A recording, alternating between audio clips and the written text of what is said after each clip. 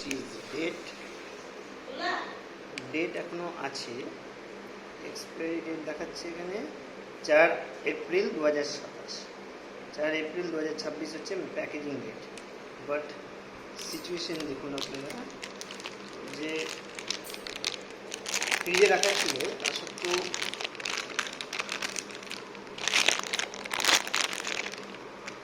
দেখুন কি অবস্থা।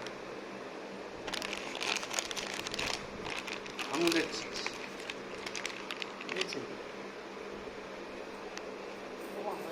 কি অবস্থা, কেমিক্যাল ইউজ আছে নাকি কে জানে, অবস্থা এরকম হয়ে গেছে। চিজ না প্লাস্টিক কে জানে। হোয়াইট কালার গ্রিন কালার হয়ে গেছে, পুরো হোয়াইট ছিল, কালারটা দেখুন কোম্পানির নেম আমুল। আবার দেখাচ্ছি এক্সপায়ারি ডেট,